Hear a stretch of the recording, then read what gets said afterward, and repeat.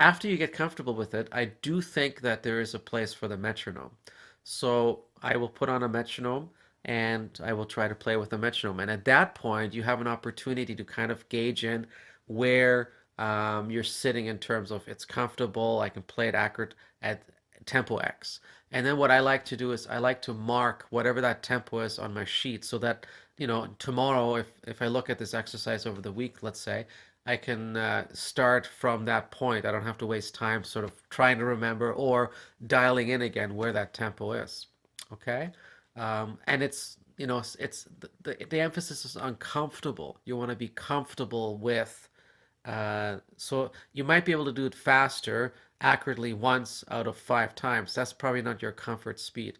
If you can do it comfortably, 4 to 5 times at a tempo, that's probably the tempo you want to dial in at. So I'm going to put on the metronome and we're going to try this exercise one more time.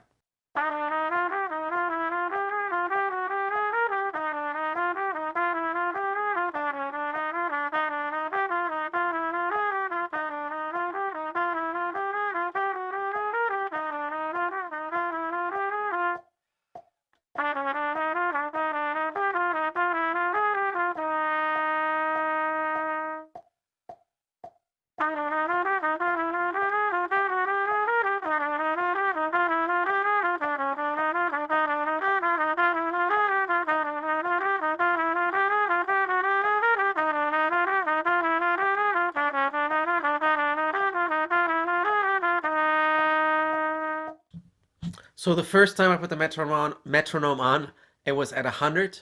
The second time it was at 110. At 110, I felt that my tone wasn't as stable note to note as I would like it to be. So I'm going to try that one again.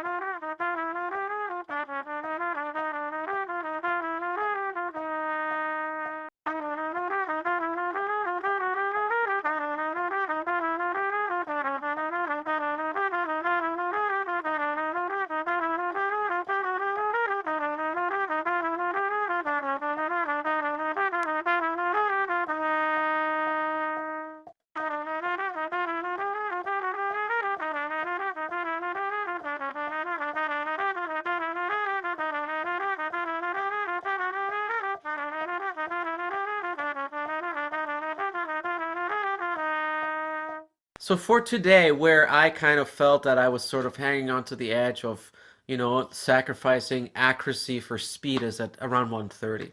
And I accept that because it's not a competition. I used to be really down on myself when I saw all these, great players with finger dexterity that, leaves me in the dust. I felt like I was like the slowest boy in the wood being chased by a wolf and I was going to get eaten. But the reality is it doesn't happen. I've yet to be hurt being the slowest trumpet player. So, just as a recap, we want to focus on playing with a soft but good tone, getting used to the note to note in the exercise, the note to note interaction in the exercise, and making sure that accuracy is above speed. And the other couple of tidbits that were in this little video are make sure that you make your finger percussive almost. Make sure it's percussive, not slouchy, just because you're playing slow, it doesn't mean you have to slow down at the rate at which the valve is depressed, right? We tend to do this, which adds a couple of elements to our sound that you may want. I mean, sometimes you do want that, but typically with these exercises, you want precision and accuracy. Um, and also, if you get to the point where it's frustrating, that's maybe the point to stop. I used the rule of three. I tried at a new tempo, and if the new tempo it doesn't work the first time, I'll try 2 more times, so 3 times in total, and then I just put it away and I move on to the next aspect of my practicing. So I hope this has been helpful, and as always, I would love it if you subscribed on my YouTube channel, came over to my Facebook page where you're probably watching this right now. Join me on Instagram for, more daily sort of snapshots of what goes on in my life. And as always, I wish you happy practicing.